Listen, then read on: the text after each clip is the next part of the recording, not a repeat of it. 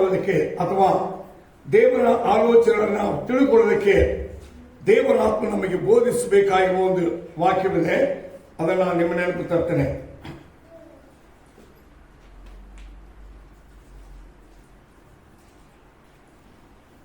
ಪ್ರಕಟಣೆ ಪುಸ್ತಕ 3ನೇ ಅಧ್ಯಾಯ 20ನೇ ವಾಕ್ಯ. Revelation chapter 3 verse 20. ಬಾಗಿಲಲ್ಲಿ ನಿಂತುಕೊಂಡು ತಟ್ಟುತ್ತಾ ಇದ್ದೇನೆ. ಯಾವನಾದರೂ ನನ್ನ ಶಬ್ದವನ್ನು ಕೇಳಿ ಹೃದಯದ ಬಾಗಿಲನ್ನು ತೆರೆದರೆ ನಾನು ಒಳಕ್ಕೆ ಬಂದು ಅವರ ಸಂಗಡ ಊಟ ಮಾಡುವೆನು, ಅವರು ನನ್ನ ಸಂಗಡ ಊಟ ಮಾಡುವರು. Praise the Lord. ಇದಕ್ಕೆ ತುಂಬಾ ಅರ್ಥಗಳಿವೆ. ಈ ವಾಕ್ಯದಲ್ಲಿ ಅನೇಕ ಸತ್ಯಗಳು ಅಡಗಿವೆ. ಇದರಲ್ಲಿ ಅತಿ ಶ್ರೇಷ್ಠವಾಗಿ ಗುರುತಿಸಲ್ಪಡುವಂತಹ ಸತ್ಯಾಂಶಗಳು ಏನು ಎಂಬುದನ್ನು ಗ್ರಹಿಸುವುದಾದರೆ, ಇಗೋ ಹೃದಯದ ಬಾಗಿಲಲ್ಲಿ ನಿಂತುಕೊಂಡು ಅಥವಾ ದೇವರ ಸಭೆಯ ಇದು ಬಿಲ್ಡಿಂಗ್ ಅಲ್ಲ, ಪ್ರತಿಯೊಬ್ಬರು ದೇವರ ಮಕ್ಕಳೆಂಬ ದೇವರ ಸಭೆ ರಕ್ಷಣೆ ಎಂಬ ಅನುಭವಕ್ಕೆ ಬಂದರೆ ಯೇಸು ರಕ್ತದಿಂದ ತೊಳೆಯಲ್ಪಟ್ಟು ಯೇಸು ನಾಮದಲ್ಲಿ ವಿಶ್ವಾಸವಿಟ್ಟು ಯೇಸು ಕ್ರಿಸ್ತ ನಾಮದಲ್ಲಿ ಮುಳುಗಿ ದೀಕ್ಷಾಸ್ನಾನ ಪಡೆದುಕೊಂಡಿದ್ರೆ ಅವರು ಬಂದಿರುವುದು ರಕ್ಷಣೆ, ಅವರು ಬಂದಿರುವುದು ರಕ್ಷಣೆ ಮಾರ್ಗ. ಇದರಲ್ಲಿ ಬೈಬಲ್ ಇರ್ತದೆ, ಇವರನ್ನ ದೇವರು ತನ್ನ ಸಭೆಯಲ್ಲಿ ತಗೊಂಡು ಸೇರಿಸ್ತಾರೆ. ನಾನು ಹೇಳೋದು ಭೂಮಿಯಲ್ಲಿರುವ ಸಭೆಗಳಲ್ಲ, ದೇವರು ಒಂದು ಸಭೆ ಇಟ್ಟಿದ್ದಾರೆ. ಆ ಸಭೆ ಏನು ಎಂಬುದಾಗಿ ನೋಡಬೇಕಾದ್ರೆ, ನಮ್ಮ ರಕ್ಷಣೆಯಾಗಿರುವ ಯೇಸು ಭೂಮಿಯಲ್ಲಿ ಬರುವುದಕ್ಕಿಂತ ಮುಂಚೆ ಆತನು ಬರುವುದಕ್ಕೆ ಗುರುತಿಸಲ್ಪಟ್ಟಿರುವಂತ ರಹಸ್ಯವಾಗಿರುವಂತ ಒಂದು ಕರ್ತನ ಬರವಣಿಗೆ. ಇದು ಈ ದಿನದಲ್ಲಿ ಸಭೆಗಳಿಗೆ ಬೇಕಾಗಿರುವ ಸತ್ಯಾಂಶ. 7 ಸಭೆಗಳಿಗೆ ದೂತರನ್ನು ಕಳಿಸಿ 7 ಸಭಾ ಸೇವಕರಿಗೆ ಅದನ್ನು ಹೇಳಿ, ದೇವರ ಆತ್ಮನೇ ಅವರ ಮೂಲಕವಾಗಿ ಸಭೆಗಳಿಗೆ ಹೇಳುವುದನ್ನ ದೇವ ಜನರು ಕೇಳಬೇಕೆಂಬುದಾಗಿ ಹೇಳಿ, ಅವರು ಹೇಗೆ ನಡ್ಕೊಳ್ಬೇಕು, ಹೇಗೆ ಕರ್ತನ ಬರುವಣಿಗಾಗಿ ಸಿದ್ಧವಾಗಬೇಕೆಂಬ ಸತ್ಯಗಳನ್ನು ಅವರಿಗೆ ಬೋಧಿಸಿ, ಆತನು ಸಭೆ ಎಂಬ ಆಲಯಗಳಲ್ಲಿ ಅಥವಾ ದೇವರ ಸಭೆ ಎಂದೇಳುವಂತ ಆತ್ಮೀಯವಾಗಿರುವ ಅರ್ಥಕೊಳ್ಳುವಂತ ರಕ್ಷಣೆ ಎಂಬ ಅನುಭವದಲ್ಲಿ ಬಂದಿರುವಂತಹ ಯೇಸುವನ್ನು ದೇವರಾಗಿ ಸ್ವೀಕಾರ ಮಾಡಿಕೊಂಡಿರುವಂತ ಜನರನ್ನ ಒಂದು ಸಭೆಯಾಗಿ ನೋಡಿ. ಈಗ ದೇವರು ಎಲ್ಲಿ ತರ್ತಾರೆ? ಒಂದು ಸಭೆಗಳ ಬಾಗಿಲು ಅಥವಾ ಸಭೆ ಎಂಬುದು ಪರಲೋಕ ರಾಜ್ಯಕ್ಕೆ ದೇವ ಜನರು ಹೋಗೋದಕ್ಕೆ ದೇವ್ರ ಭೂಮಿಯಲ್ಲಿ ಕೂರಿಸುವಂತ ಎಂಟ್ರನ್ಸ್ ಗೇಟ್. ಸಭೆ ಅಂದ್ರೆ ಸಭೆಯಲ್ಲಿ ಯಾರು ಪರಲೋಕ ರಾಜ್ಯ ಬರಲ್ಲ.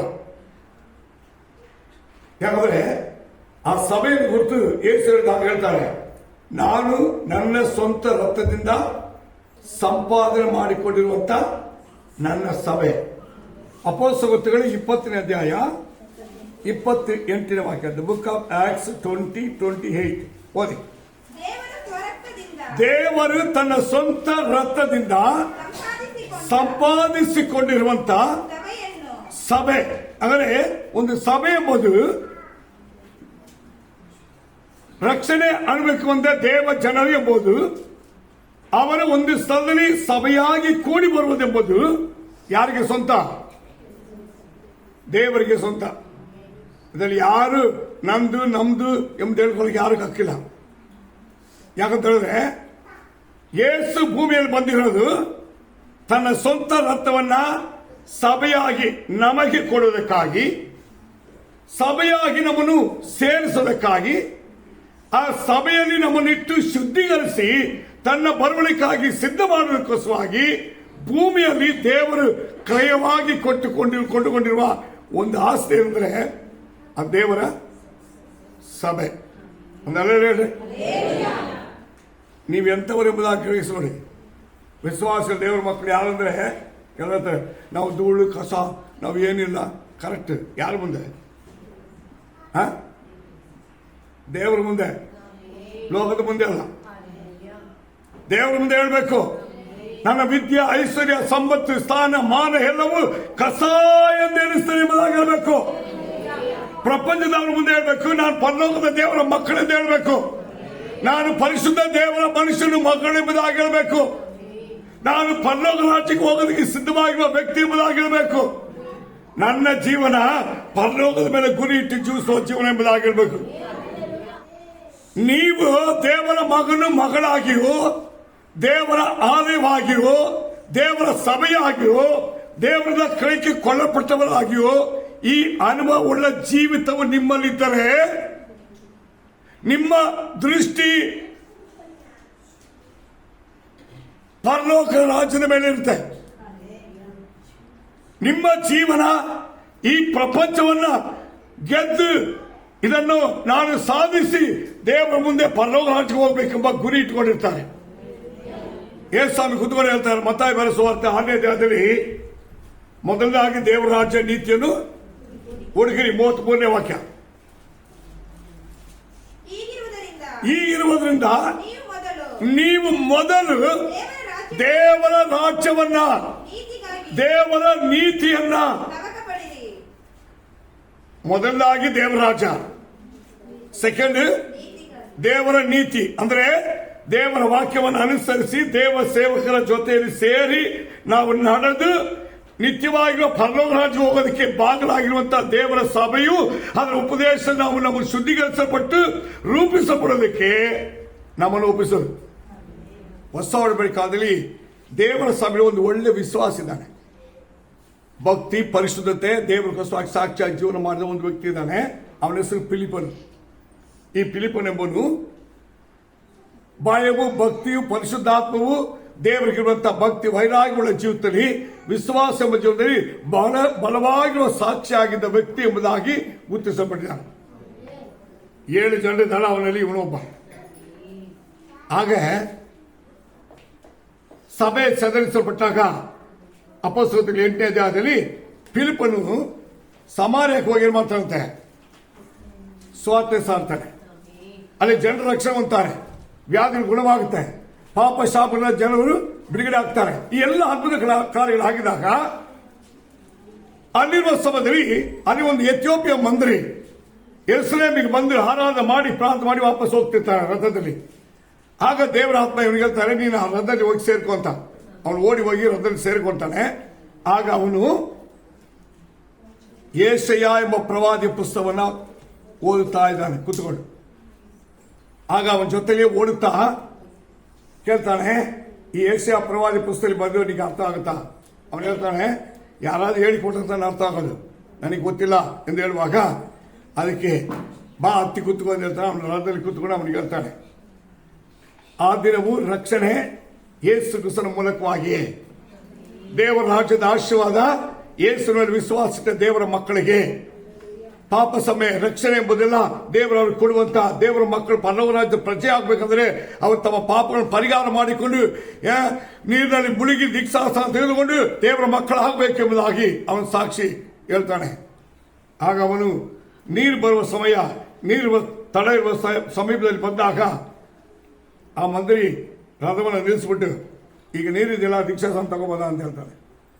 ಆವಾಗ ಅವನು ದೀಕ್ಷಾಸನ ತಗೊಂತಾನೆ. ತಕೊಂಡು ಆದ್ಮೇಲೆ ನೀವು ಬೈಬಲ್ ಓದಿ ನೋಡಿ, ಅಲ್ಲಿಂದ ಫಿಲಿಪ್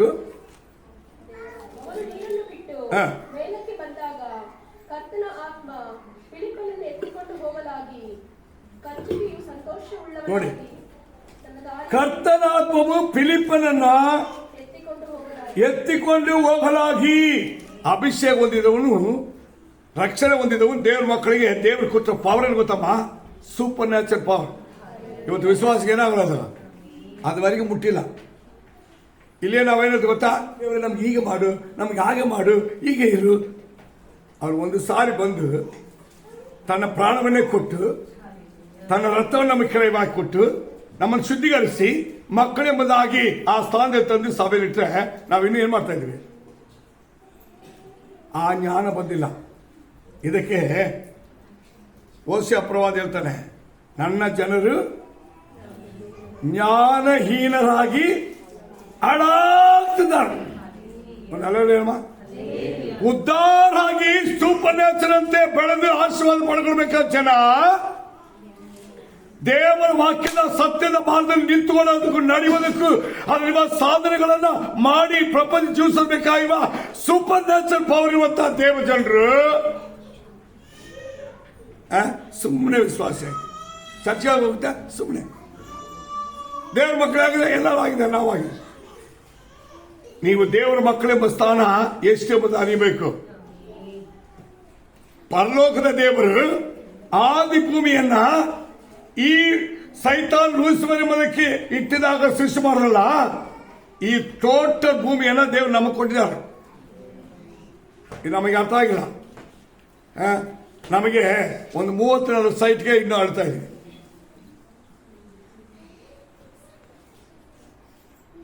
ಅಬ್ರಹಾಮರು ಹೇಳ್ತಾರೆ, ಈ ಭೂಮಿಯನ್ನು ನೋಡಪ್ಪ, ಇದೆಲ್ಲ ನಿಮ್ದು, ಇದೆಲ್ಲ ನೀನು ನಡೆದು ಸೇವೆ ಮಾಡ್ಕೊಂತ ಹೇಳು. ಅಬ್ರಹಾಮಿನ ಆಶೀರ್ವಾದ ಯಾರಿಗೆ ಬರುತ್ತಂತೆ? ಕ್ರಿಸ್ತ ಯೇಸುವಿನ ಮೂಲಕವಾಗಿ ರಕ್ಷಣೆ ಹೊಂದಿರುವ ಸಭೆಗೆ ವಿಶ್ವಾಸ ಬರುತ್ತಂತೆ. ಯಾರಿಗಾದ್ರು ಬಂದಿದೆ ಕೇಳಿದ್ರೆ? ಅವರು ನಡ್ಕೊಂಡು ಹೋಗಿ ಶೋಧನೆ ಮಾಡಿಕೊಂಡ. ನಾವು ನಡೆಯದೆ ದೇವ್ರೇ ಕೊಡು, ದೇವ್ರೇ ಕೊಡು, ದೇವ್ರೆ ಹೆಂಗಾದ್ರೂ ಕೊಡು, ನೀನು ದಯಪಾಲಿಸು, ನೀ ಕಣ್ಣು ತೋರಿಸು. ಅದೆಲ್ಲ ತೋರಿಸಿ ನೀನು ಬಂದಿರೋ ಮಗಳಾಗಿ ಇನ್ನ ತೋರಿಸೋದು ಎಲ್ಲಿ ತೋರಿಸೋರು? ಇವತ್ತು ನಾವೆಗೆ ಗೊತ್ತಾ? ನಡಿಬೇಕು, ವಿಶ್ವಾಸ ಕರೆಕ್ಟ್ ಇರಬೇಕು, ಪ್ರಾರ್ಥನೆ ಕರೆಕ್ಟ್ ಇರಬೇಕು, ನಾವು ನಡ್ಕೊಳ್ಳುವ ನಡತೆ ಕರೆಕ್ಟ್ ಇರಬೇಕು, ಉಪದೇಶ ಕರೆಕ್ಟ್ ಇರಬೇಕು, ಸತ್ಯವು ಕರೆಕ್ಟ್ ಇರಬೇಕು. ದೇವರ ವಾಕ್ಯವು ನಿಮ್ಮನ್ನು ನನ್ನ ಮಕ್ಕಳು ಸತ್ಯದಲ್ಲಿ ನಡೀತಾರೆ ಎಂಬುದಾಗಿ ದೇವರು ಸಂತೋಷ ಪಡಬೇಕು. ಸತ್ಯವನ್ನು ಅನುಸರಿಸಿ ನಡೆದರೆ ಪರಲೋಕ ಸಂತೋಷ ಪಡುತ್ತೆ. ಪರಲೋಕ ರಾಜ್ಯ ಸಂತೋಷ ಪಟ್ಟರೆ ಆ ರಾಜ್ಯದಲ್ಲಿ ಎಲ್ಲವೂ ದೇವರು ನಿಮಗೆ ಸುರಿಸ್ತಾರೆ. ಪರಲೋಕದ ದ್ವಾರವನ್ನು ತೆರೆದು ಸ್ವರಗಳು ಇದನ್ನು ಬರೀ ಹಣಕ್ಕೆ ಮಾತ್ರ ಹೇಳ್ತಾರೆ, ಹಣ ಮಾತ್ರ ಅಲ್ಲ. ಈ ಭೂಮಿಯಲ್ಲಿ ನಮಗೆ ಬೇಕಾದ ಎಲ್ಲ ಆಶೀರ್ವಾದವು ದೇವರು ಸಭೆಯಲ್ಲಿ ಯಾಕೆ ಆದುಕೊಂಡಿದ್ದಾರೆ ಗೊತ್ತಾ? ಅವ್ರು ಹೇಳ್ತಾರೆ, ಈಗೋ ನಾನು ಹೃದಯದ ಬಾಗಿಲನ್ನು ತಟ್ಟಿ ನಿಮ್ಮ ಸಭೆಯೊಳಗೆ ನಿಮ್ಮ ಹತ್ರ ಬಂದು ನಿಮ್ಮ ಹೃದಯದ ಬಾಗಿಲನ್ನು ತಟ್ಟಿ ನಾನೇನ್ ಮಾಡ್ತಾ ಇದ್ದೀನಿ? ಹೋದ್ರಿ ಈಗೋ ಸಭೆಯ ಬಾಗಿಲಲ್ಲಿ ನಿಂತುಕೊಂಡು ತಟ್ಟುತ್ತಾ ಇದ್ದೇನೆ. ಯಾರಾದರೂ ನನ್ನ ಶಬ್ದವನ್ನು ಕೇಳಿ ನೋಡ್ರಿ, ಸಭೆಯಾಗಿರುವ ನಿನ್ನ ಹೃದಯದ ಬಾಗಿಲಲ್ಲಿ ನಿಂತುಕೊಂಡು ತಟ್ಟುತ್ತಾ ಇದ್ದೇನೆ. ಯಾರಾದ್ರೂ ಸರಿ ದೇವರ ಶಬ್ದವನ್ನ ಕೇಳಿ ಇದರ ಬಾಗಿಲಾಗಿರುವ ನಿಮ್ಮನ್ನು ನೀವು ತೆರೆದು ಅವರು ನಿಮ್ಮಲ್ಲಿ ಬಂದು ವಾಸವಾಗಿದ್ದು ನೀವು ಅವರೊಂದಿಗೆ ಸೇರಿ ವಾಸ ಮಾಡುವ ಜೀವನವೇ ಕ್ರೈಸ್ತ ಜೀವನ. ಕ್ರೈಸ್ತ ಜೀವನ ಏನ್ಮ? ಒಬ್ಬೊಬ್ಬರು ದೇವರಿಗಾಗಿಯೂ ದೇವರು ನಿಮ್ಮಲ್ಲಿಯೂ ನೀವು ಅವರಲ್ಲಿ ಇರಬೇಕಾಗುವ ಜೀವನ ಇವತ್ತು ಹಂಗಿದೆಯಾ? ತುಂಬ ಜನರಿಗೆ ಹಂಗಿದ್ರೆ ಏನ್ ನಡೀತು ಗೊತ್ತಾ? ಫಸ್ಟ್ ಹೇಳ್ತೀನಿ, ಹಂಗ ವಾಸ ಮಾಡುವ ಒಂದು ಅನುಭವ ಬಂದ್ಬಿಟ್ರೆ ಬಯಲು ಇರ್ತದೆ. ನೀವು ಗಮನಿಸಿ ನೋಡಿ, ದೇವರು ಏದೇನ್ ತೋಟದಲ್ಲಿ ಏದೇನ್ ತೋಟದಲ್ಲಿ ಯಾರಿಗಾಗಿ ದೇವರು ಇಳಿದು ಬಂದಿಲ್ಲ. ಅಲ್ಲಿ ದೇವದೂತರಲ್ಲಿ ಅವನ್ನ ಎತ್ತಾಕ್ಬಿಟ್ಟು ಭೂಮಿ ನಡೆಸ್ಬಿಟ್ರು. ಸೆಕೆಂಡ್ ಅವನ್ನ ತಿದ್ದುಪಡಿಸಿ ಅಲ್ಲಿ ಭೂಮಿಯಲ್ಲಿ ಸೈತಾನ ಅವನ ಸೈನ್ಯವನ್ನು ತೆಗೆಸಾಕಿ ಆ ಭೂಮಿಯಲ್ಲಿ ಆದಾಮನ ಬೇರೆ ಸೃಷ್ಟಿ ಮಾಡಿದಾಗ ಡೈಲಿ ಏನ್ ಮಾಡ್ತಾರೆ? ಅವನ ಹತ್ರ ಬರ್ತಾರೆ. ಅರ್ಥ ಮಾಡ್ಕೊಳ್ಳಿ, ಮೊಟ್ಟ ಮೊದಲಾಗಿ ಪರಲೋಕವನ್ನು ಬಿಟ್ಟು ದೇವ ಭೂಮಿಗೆ ಬರುವುದು ಯಾರ ಹತ್ರ? ಆದಾಮನ ಅಬೆ. ಇವರು ಪಾಪ ಮಾಡದೇ ಇದ್ದಾಗ, ಪರಿಶುದ್ಧರಾಗಿದ್ದಾಗ, ದೇವರ ವಾಕ್ಯದ ಒಳಗಿರುವ ಜೀವನ ಇದ್ದಾಗ, ಮಹಿಮೆ ಎಂಬ ವಸ್ತ್ರವು ಅವರ ಮೇಲೆ ಮುಚ್ಚಿಕೊಂಡಿದ್ದಾಗ, ಅವರ ದೇಹವು ಅವರಿಗೆ ಕಾಣದೇ ಇರುವಂತ ಆತ್ಮೀಯವಾಗಿರುವ ಪರಿಶುದ್ಧವಾಗಿರುವ ಅನುಭವ ಅವರಲ್ಲಿ ಇದ್ದಾಗ, ಒಂದಲ್ಲೇ ನೋಡಿ, ಆಗ ಪರಲೋಕದ ದೇವರು ಪ್ರತಿದಿನ ಸಂಜಾ ವೇಳೆಯಲ್ಲಿ ತಂಗಾಡಿಯಲ್ಲಿ ಯಾರ ಹತ್ರ ಬಂದರು? ಈ ಏದೇ ತೋಟದಲ್ಲಿರುವ ಆದಾಮನ ಹತ್ರ ಬಂದರು. ಇದೇ ವಿಷಯನೇ ಈ ಕೊನೆ ಕಾಲದಲ್ಲಿ ಸಭೆಗಳ ಬಗ್ಗೆ ಹೇಳುವಾಗ ದೇವರು ಹೇಳ್ತಾರೆ, ಈಗೋ ನಾನು ದೇವರ ಸಭೆಯೊಳಗೆ ತಿರುಗಾಡ್ತಾನೆ. ಈಗ ಅವ್ರಿಗೆ ಹೆಸರು ಏನು ಗೊತ್ತಾ? ಪರಿಶುದ್ಧ ಆತ್ಮನಾಗಿರುವ ದೇವರು. ಒಂದು ಅಲ್ಲೇ ಹೇಳ್ರಿ, ಅಲ್ಲೇ ಇದನ್ನೇ ಪ್ರಕಟಣೆ ಪುಸ್ತಕ 2ನೇ ಅಧ್ಯಾಯದಲ್ಲಿ 7ನೇ ವಾಕ್ಯದಲ್ಲಿ ದೇವರ ಆತ್ಮನು ಸಭೆಗಳಿಗೆ ಹೇಳುವುದನ್ನು, ಹಾಗಾದ್ರೆ ದೇವರ ಆತ್ಮನ ಮೂಲಕವಾಗಿ ಸಭೆಯಲ್ಲಿ ತಿರುಗಾಡುತ್ತಾ ಸಭೆಯಲ್ಲಿ ಒಬ್ಬೊಬ್ಬರು ಸಂಗಡ ಮಾತಾಡ್ತಾರೆ. ಹಾಗಾದ್ರೆ ನಾವು ಸಭೆಯಲ್ಲಿ ಕುತ್ಕೊಂಡು ಯಾರ ವಾಕ್ಯವನ್ನು ಕೇಳಬೇಕು? ದೇವರ ವಾಕ್ಯವನ್ನು ಕೇಳಬೇಕು. ನಮ್ಮನ್ನು ನಾವು ಶುದ್ಧೀಕರಿಸಿಕೊಳ್ಳಬೇಕು. ನಮ್ಮ ಕುಟುಂಬ, ನಮ್ಮ ಜೀವನ, ನಮ್ಮ ಮಾರ್ಗ, ನಾವು ನಡೆಯುವ ಎಲ್ಲಾ ಕಾರ್ಯಗಳು ಹೇಗೆ ಮಾಡಬೇಕು, ಹೇಗಿರಬೇಕು, ಯಾವುದನ್ನು ಬಿಡಬೇಕು, ಯಾವುದನ್ನು ಸರಿ ಮಾಡಬೇಕು, ಇದೆಲ್ಲ ಶ್ರದ್ಧೆಯಿಂದ ಗಮನಿಸಿ, ಕೇಳಿ, ಮನಸ್ಸಲ್ಲಿಟ್ಟುಕೊಂಡು, ಹೃದಯದಲ್ಲಿಟ್ಟುಕೊಂಡು ಆಲೋಚನೆ ಮಾಡಿ ನಡಿಬೇಕಾಗಿರೋದನ್ನು ನಡಿಬೇಕು, ಬಿಡಬೇಕಾಗಿರೋದನ್ನ ಬಿಡಬೇಕು. ಶುದ್ಧೀಕರಿಸಲ್ಪಡಬೇಕು. ನಮ್ಮನ್ನು ತಿದ್ದುಪಡಿಸಿಕೊಳ್ಳೋದಕ್ಕೆ ಈ ಕಾರ್ಯ ಮಾಡಬೇಕು.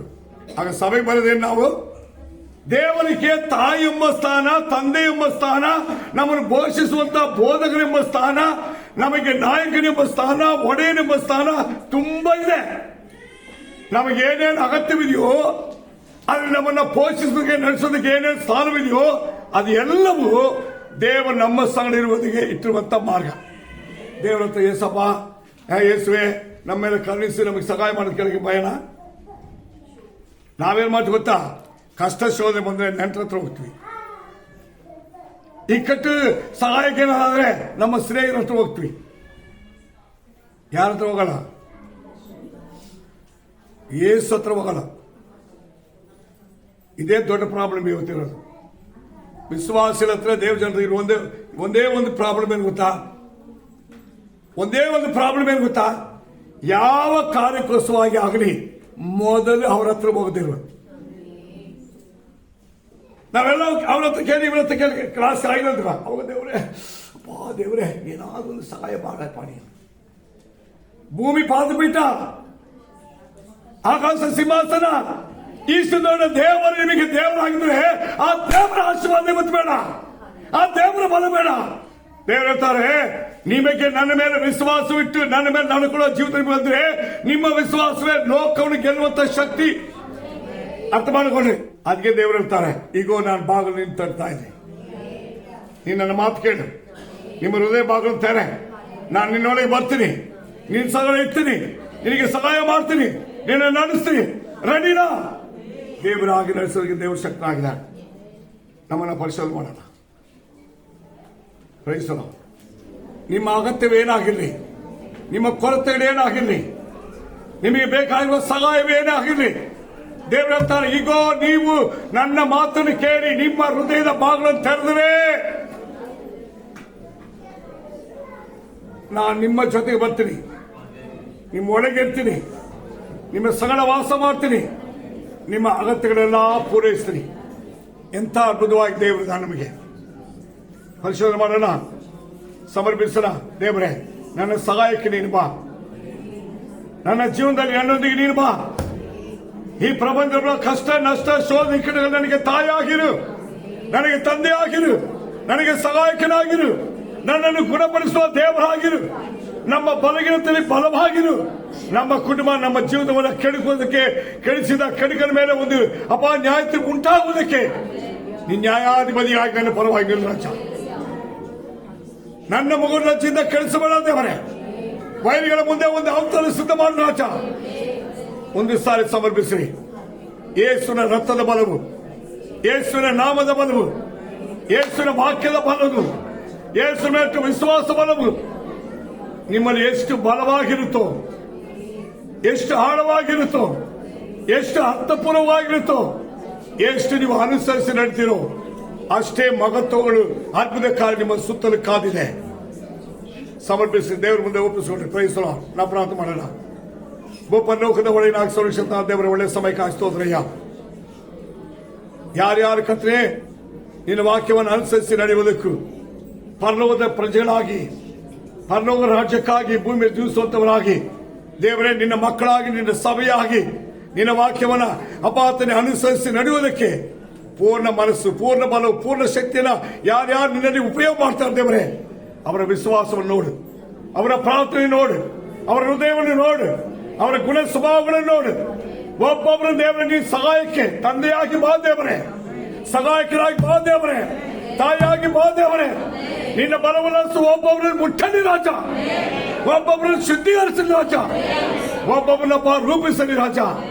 ಈ ಭೂಮಿ ಮೇಲೆ ನಿನ್ನನ್ನು ಆಧಾರ ಮಾಡಿಕೊಂಡ ಪ್ರತಿಯೊಂದು ನಿನ್ನ ಮಕ್ಕಳು ದೇವರೇ ಬಲಶಾಲಿಗಳಾಗಲಿ, ಧೈರ್ಯಶಾಲಿಗಳಾಗಲಿ, ಐಶ್ವರ್ಯವಂತರಾಗಲಿ, ಆರೋಗ್ಯವಂತರಾಗಲಿ, ಬುದ್ಧಿವಂತರಾಗಲಿ, ಪ್ರಾರ್ಥನೆ ಜೀವಿತವುಳ್ಳವರಾಗಲಿ, ವಿಶ್ವಾಸದಲ್ಲಿ ಉತ್ತಮರಾಗಲಿ.